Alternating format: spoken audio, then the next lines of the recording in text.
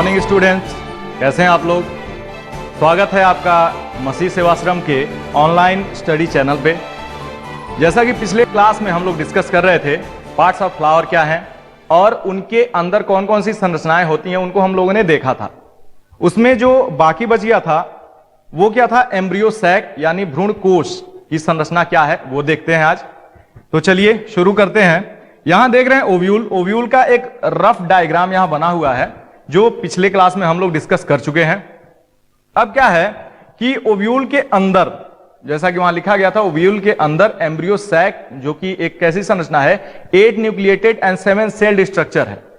8 केंद्रकीय और 7 कोशिकीय संरचना है, उसको हम लोग आज देख रहे हैं। पिछले बार बताया गया था कि एम्ब्रियो क्या है, कुछ और नहीं है, गैमेटोफाइट ही है। ठीक, तो अब देख रहे हैं कि ये है एक एम्ब्रियो सैक की संरचना जिसको जूम इन किया गया है, यहां से ओव्यूल से बाहर निकाल के यहां दिखाया गया कहां होता है। तो अब देखिए इसमें कहां कहां स्थित है वो यहां संरचना में दिख रही होंगी। तो यहां आप देख सकते हैं कि चलाजा की ओर ये क्या है, यहां पे लिखा गया था, ये वास्तव में है क्या, ये चलाजा है। क्लियर। और ये क्या है संरचना, ये लिखा गया था क्या, माइक्रोपाइल। ये माइक्रोपाइल है ओव्यूल में। क्लियर। तो अब क्या है कि चलाजा की तरफ देख रहे हैं 3 कोशिकाएं पाई जाती हैं। उन 3 कोशिकाओं का नाम क्या है, एंटीपोडल सेल्स, यानी एंटीपोडल कोशिकाएं या प्रतिमुख कोशिकाएं कहते हैं। क्लियर। और क्या है कि इधर माइक्रोपाइल की तरफ 2 तरह की कोशिकाएं देखने को मिल रही हैं। ये दोनों कोशिकाएं जो हैं, यहां लिखा गया क्या, सिनर्जिड्स, यानी ये सिनर्जिड्स हैं।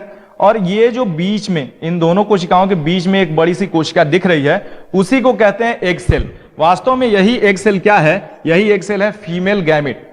Female gamete. क्लियर, यानी कि मादा युग्मक है।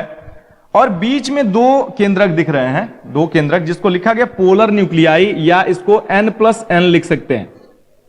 यानी कि यहां देखिए एंटीपोडल सेल्स, ये भी हैप्लॉइड संरचना होती है, सिनर्जिड ये भी हैप्लॉइड होते हैं, एग सेल ये भी हैप्लॉइड होते हैं, और पोलर न्यूक्लियाई दोनों अलग अलग हैप्लॉइड होते हैं, लेकिन दोनों आपस में आकर के कुछ हद तक बंधे हुए होते हैं एक दूसरे से, इसलिए इनको N+N या कभी कभी 2N भी लिखते हैं।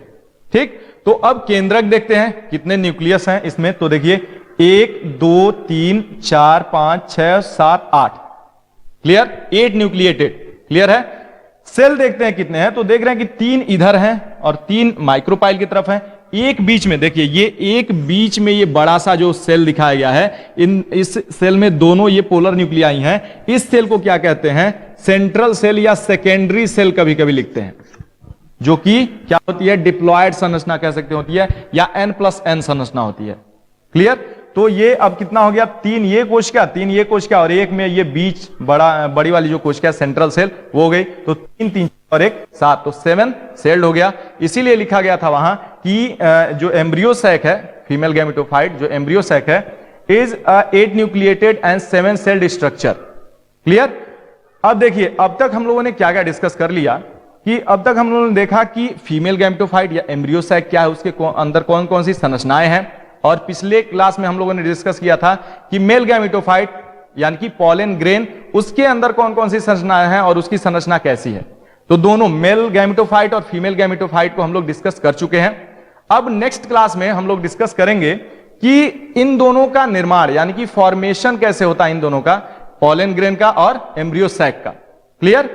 एक होमवर्क आप लोग ले सकते हैं कि अपने इर्द गिर्द कम से कम 5 फ्लावर को इकट्ठा कीजिए, 5 तरह के 5 वैरायटी के फ्लावर्स को, और उनके अंदर जो एंथर से लिए हुए फिलामेंट है, यानी कि कह सकते हैं स्टेमन और कार्पेल, इन दोनों की संरचना का वो अध्ययन कीजिए और उसको पॉइंट आउट कीजिए कि इन दोनों की संरचनाओं में अंतर क्या है, और संख्या को भी वहां राइट डाउन कीजिएगा। ठीक। तो ये आपका होमवर्क रहा। तो मिलते हैं अगले क्लास में। Thank you.